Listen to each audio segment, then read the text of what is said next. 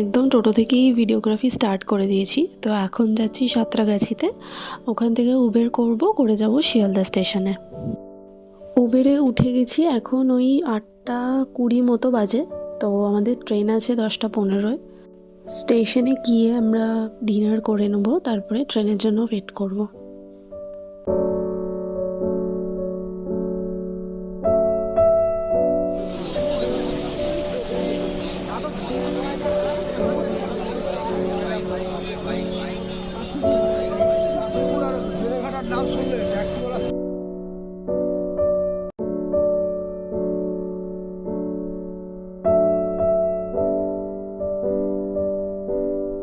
তো স্টেশনে ঢুকে আমরা ফার্স্টে ফুড কোর্ট খুঁজছিলাম যে কোথায় রাতের ডিনারটা করা যায়।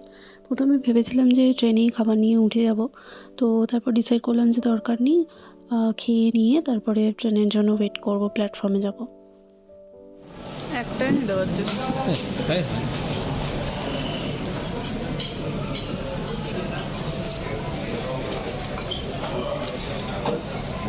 ডিনার করা হয়ে গেছে, তো এখন মোটামুটি 9:40 মতো বাজে। ট্রেন দিয়ে দিয়েছে প্ল্যাটফর্মে, আমরা এবার উঠে যাব।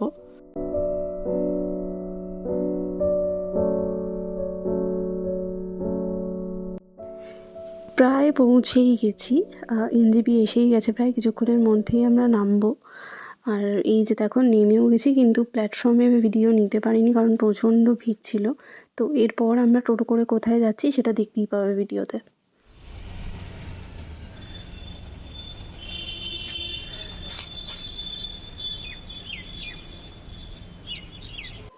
বাইকওয়ালে ভাইয়ার নাম বেবি শুনেইছো। তো আমরা এখান থেকেই আমাদের বাইক রেন্ট করেছিলাম, পুরো জার্নিটাই আমরা এদের বাইকেই করেছি। এক্সপিরিয়েন্স তো দারুণ ছিল। আর দেখতে পাচ্ছ ওদের ওখান থেকেই আমাদের লাগেজটা বাইকের সাথে বেঁধে দেওয়া হচ্ছিল।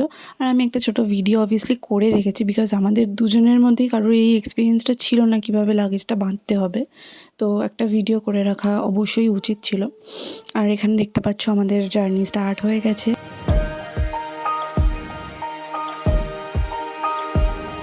আমরা রোহিণী হয়ে দার্জিলিং উঠবো। এটা আমাদের সাজেস্ট করলো বাইকওয়ালে ভাইয়ার ওখান থেকেই, বিকজ এই রাস্তাটা নাকি ভীষণ সুন্দর। আর যদি আমরা মিরিক দিয়ে যেতাম তাহলে আমাদের রুটটা অনেকটা লং হয়ে যেত। তো সেই কারণের জন্যই রোহিণী হয়ে আমরা যাচ্ছি।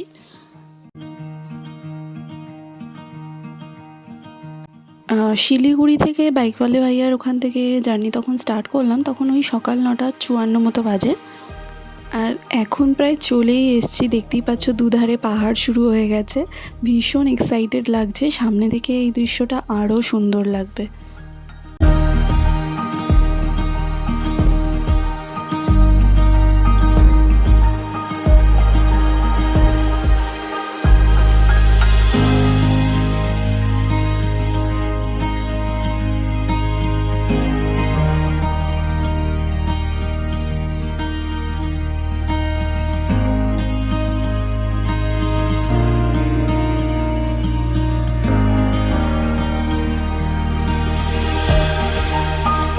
প্রায় 2 ঘন্টা মতো জার্নি করার পর আমরা একটা ছোট করে কফি ব্রেক নিয়েছিলাম।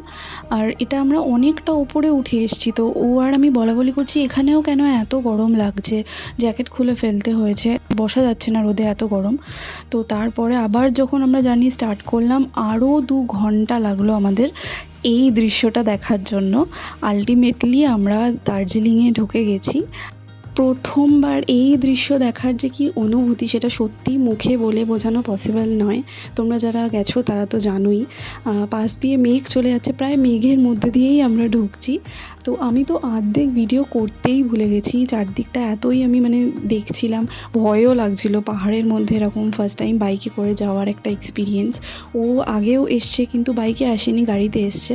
তো ও রাইডিং করছে, সেই কারণের জন্য ওরও এই এক্সপিরিয়েন্সটা আলাদাই লেগেছিল।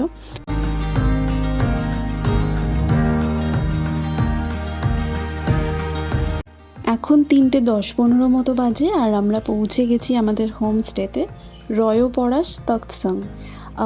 ম্যাল থেকে একটু ভেতরে, একটু ইনক্লাইন আছে। ফার্স্ট টাইম বাইকটা নিয়ে আসতে একটু অসুবিধে হয়েছিল, বাট বিশ্বাস করো রুমের ভিউ অসাধারণ। এই যে আমাদের 203 নাম্বার রুমের একটু ভিডিও করেই রাখলাম অ্যাজ আ মেমোরি।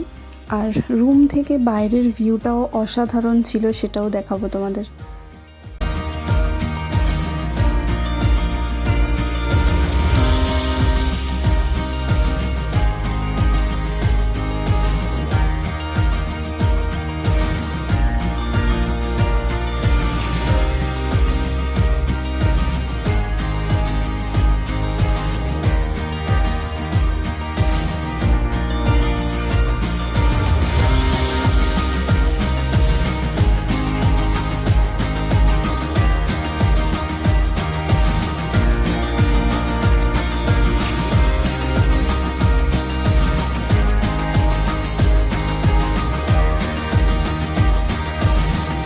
আমাদের রুমের বাইরের ভিউটা এতটাই সুন্দর যে আমার তো রুম থেকে বাইরে বেরোনোর কোনো ইচ্ছেই ছিল না। আর তার উপর রয়েছে কনকনে ঠান্ডা, মানে এতটা ঠান্ডা যে মেঝেতে পা দেওয়া যাচ্ছে না। যেখানে হাত দিচ্ছি মনে হচ্ছে ভিজে, জামা কাপড় ভিজে মনে হচ্ছে, বিছানা চাদর ভিজে মনে হচ্ছে। জানলার কাঁচ দিয়ে তো অলরেডি জল পড়া শুরু হয়ে গেছে আমি দেখলাম। তো যাই হোক, মোটামুটি ফ্রেশ হয়ে নিয়েছি, নিয়ে একটু বেরোলাম ম্যালে। আর এই যে আমরা এসে গেছি গ্লিনারিসে। আজকে হোপ লেখার সামনে ছবি তোলার কোনো স্কোপ হয়নি, বিকজ মারাত্মক ভিড় ছিল। আর আমিও যেহেতু জমে যাচ্ছিলাম, আমার আর মানে স্টাইল মেরে ছবি তুলতে ইচ্ছেই করছিল না। আপাতত আমরা এখানে বেকারি আইটেমসগুলো ট্রাই করব। আর আমি এখানে দেখছিলাম যে কী কী নেওয়া যায়। আর এই যে জিনিসটা আমি নিয়েছি বাস্কেটে, এটা অসাধারণ খেতে ছিল। আমি নামটা ভুলে গেছি, পারলে পরে মেনশন করে দেবো।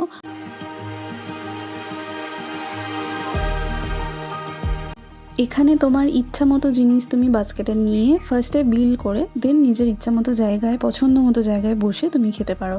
বাট ফার্স্টে তোমাকে বিলটা করে নিতে হবে। আর যেগুলো গরম করার মতো আইটেম, সেগুলোর জন্য মাইক্রোওভেন রাখা আছে, নিজেরাই গরম করে নিতে পারো।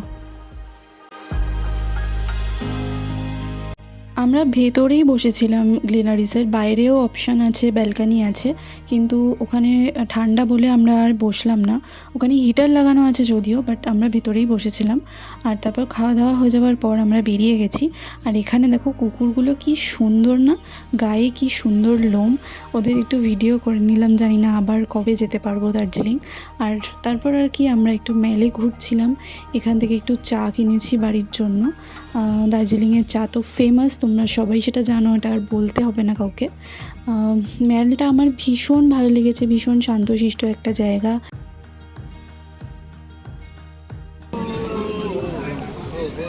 তত রাত্রির হচ্ছিল, ঠান্ডাও তত বাড়ছিল। তখন মোটামুটি 8টা মতো বাজে, আর টেম্পারেচার ছিল প্রায় 6-7 ডিগ্রি। তো আমরা ভাবলাম ডিনার করে এবার ব্যাক করা উচিত রুমে। চলে এসেছি আমাদের হোমস্টেতে। আর রাত্রিবেলা অন্ধকারে বাইরের ভিউটা আরও অসাধারণ লাগছে, যেহেতু আলো জ্বলছে পাহাড়ের গায়ে বাড়িগুলোতে। তো আজকে আমার ভ্লগটা আমি এখানেই শেষ করলাম। নেক্সট পার্ট আসবে এই ভিডিওর, তো তার জন্য সাবস্ক্রাইব করো। আর কেমন লাগলো এই ভিডিওটা আমাকে অবশ্যই জানিও, কমেন্ট করো। চলো টাটা।